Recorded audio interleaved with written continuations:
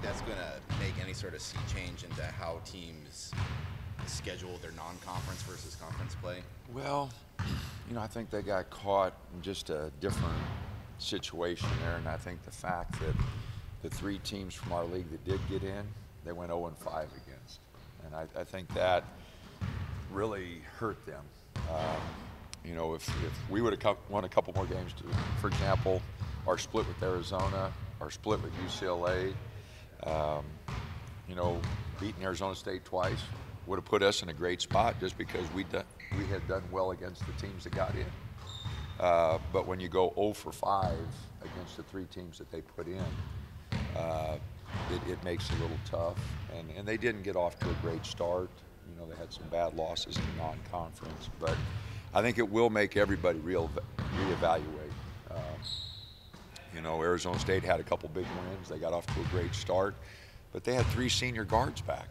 If you're going to schedule up, that's the year to do it. You get 3 guards that have, Holder, a 4-year starter, Justice been there the whole time, Evans. So if you're going to schedule up, that's a good time to do it. What do you know about Ryder at this point? They can really score. Same league as Iona a year ago. We opened up with Iona in the NCAA tournament. Ryder won the league, 15-3 in the league, and have won 11 of their last 13. But they can really score, averaging 84 points a game, 82 or 83 in conference. So they didn't miss a beat there. Got young guys that can really score, athletic. I watched them on film, and they are athletic. How much scouting can you do between the announcement and tomorrow?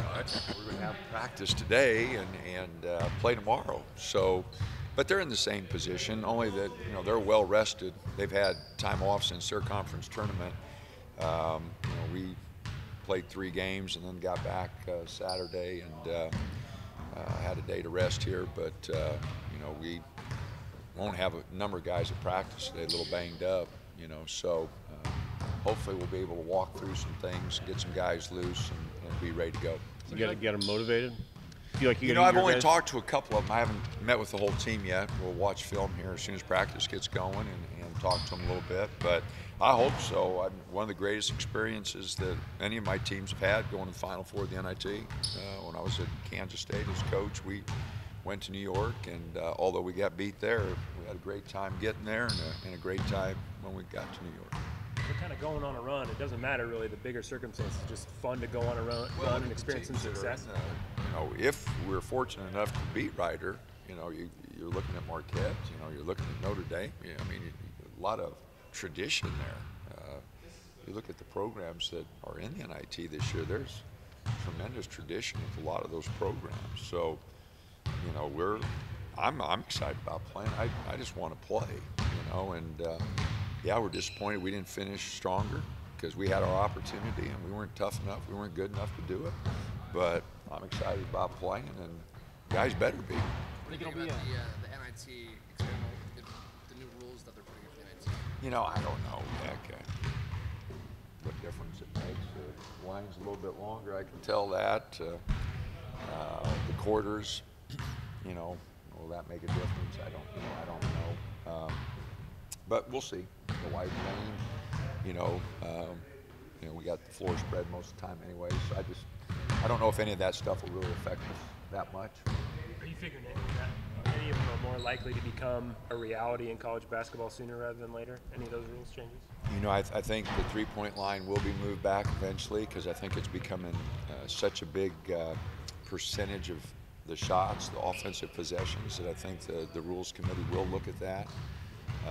The 4 quarters, this TV will have something to do with that because of TV timeouts and all the contracts that we have with different networks.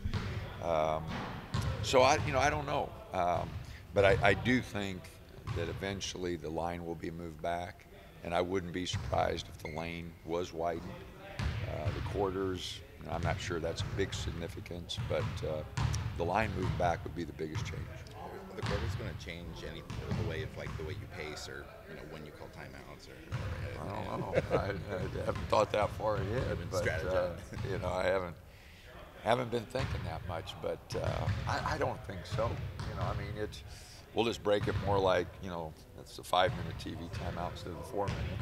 You know, we might have sub a little quicker or something. I don't know. But, no, I don't think it'll change the way we go about things at all. When's the last time you've ever coached quarters? You know, I never have. I've always been a college coach, so never was in high school to coach games. So it's always been halves.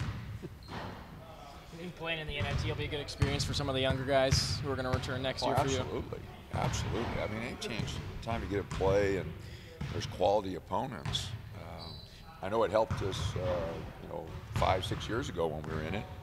You know, we had a chance to play LSU and then Iowa, and lost at Washington. Next year we went to Sweet 16. So I know it was a big factor there. It helped us. A lot of those guys had never been in, you know, the NIT, you know, so it did help us. You feel like you'll be able to field a full complement tomorrow, though? You know, I'll have to see. I know Clay said we have a few guys out today, and Paul's out, Smitty's out. Some other guys, we're going to have to take it easy. So, again, it's just more of the mental approach and getting ourselves ready. Physically, we are a little drained. You know, I mean, I told the guys, hey, you know, we need to bounce back. But it was, you know, mentally and physically just trying to get over the hump, you know, last week. You know, so we'll have to kind of keep it light today and hopefully have, you know, the firepower to play tomorrow. Students would really help. I hope the students come. I know that they can come for free, so I don't have nothing to do. They need to come. So.